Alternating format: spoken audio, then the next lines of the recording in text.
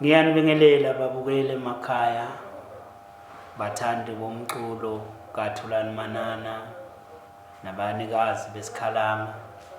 Lo nibingelelayo Mpostoli Jele webandla lengceku zenkosi. Ngingathi nje endleleni ngihambile noNkulunkulu ukuqala kwami, ngiqale noBaba uNyembe ebandleni laseGalatia in 1989. Saqala sacula noBaba uNyembe, sawakhipha ama-album. Mangikhumbula kahle sinoBaba uNyembe sikhipha ama-album azaba u-8. Wasihola kuNkulunkulu, sahamba endleleni. uBaba uNyembe lo osangasekho manje emhlabeni. Sihambile noBaba uNyembe kwazothi-ke ngoFebruary 1996 kwaba yilapho khona-ke sengiphuma eGalatia ngiqala ibandla okuthiwa ingceku zenkosi. Lapho khona sihambile nakhona wasisiza uNkulunkulu, sawakhipha ama-album aze afika ku-6. Usizile-ke uNkulunkulu endleleni, saqhubeka nebandla landa cishe yinye nje province elingabi kiyo khona yaseKapa kuphela, kodwa nje la amanye ama-province likhona. Ngizothi-ke babukeli, siyabonga ukuthenga umculo wethu endleleni, siyabonga ukuhamba kanye kanye newuthenge lo mculo. Siyabonga kakhulu, uNkulunkulu anibusise. Lapha-ke namhlanje ngizokhuluma ngomsebenzi esiwenze sinoBaba Manana, silekelelana lapha nalapha kule group kaThulani Manana nabanikazi besikhalama, lapho kucula khona amabandla ahlukene, abantu ababuye emabandleni noma ey'nkonzweni ezahlukene. Siwenzile umsebenzi uzophuma nje masinyane, uyajabulisa kakhulu. Besilekelelana lapha nalapha, lapha nalapha. Engathi-ke babukela emakhaya ngeke niyisole ngawo. Sifaka nje ivangeli lokubambisana, umuntu angabheki okwakhe kuphela, ungabheki okwasenkonzweni kuphela akhonza kuyona.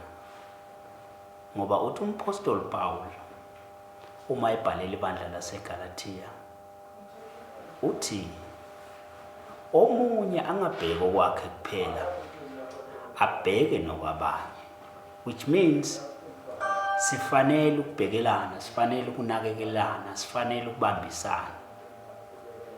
So babukeli, iloko nje ngithi angikusho ukuthi ukhona lo msebenzi. And then okunye silungisa abafowethu abajwayele ukuhamba umthandazo wesiguqo. Abanye bayiphatha kahle, benza izinto kahle, but abanye babakhona obonayo ukuthi basagcwele inkani, bagcwele ukuyibona.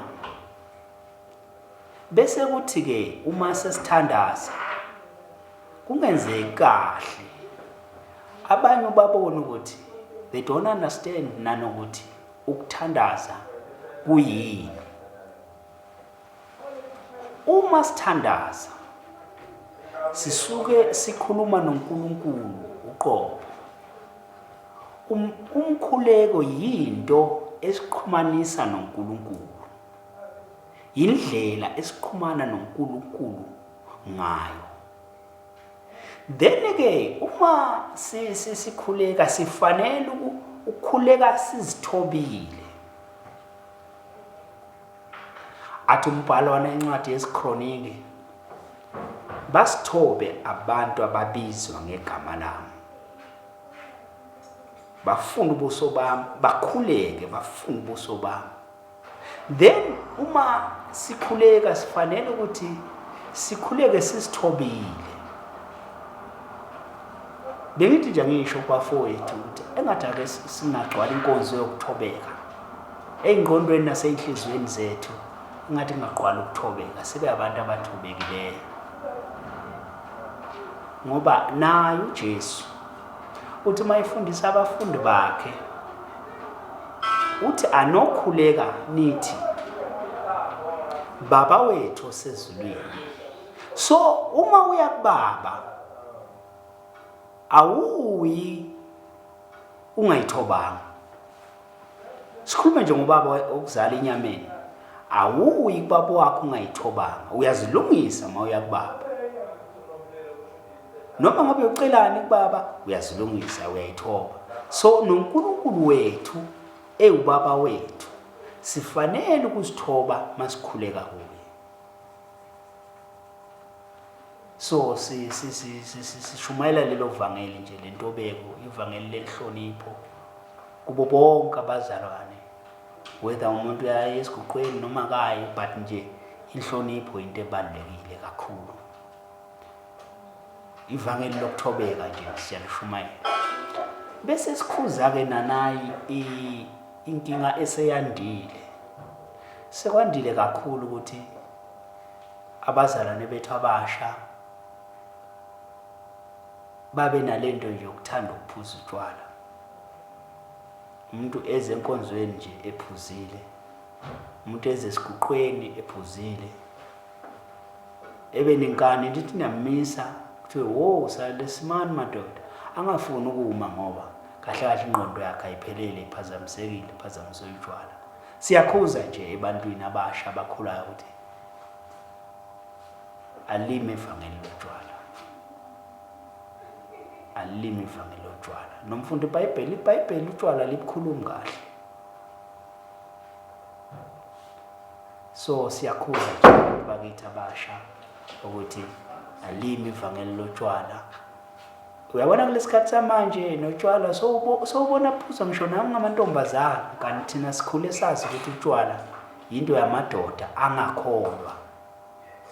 Kodwa manje namantombazana akholwayo ubona sephuza. Kubukeka kabi ivangeli lethu liyahlazeka, akube kusabonakala okholwayo nongakholwayo. So siyakhuza nje ngomoya wokukholwa. Athi umpostoli Paula mayibhalela ibandla laseRoma athi ngiyancenga bazalwane ngobubele bukaNkulunkulu. So nami ngilapha nje kunincenga bakwethu ukuthi asiyeke lento ibukeka kahle. Ngiyabonga nilalele kahle. Inkosi nibusise. Amen.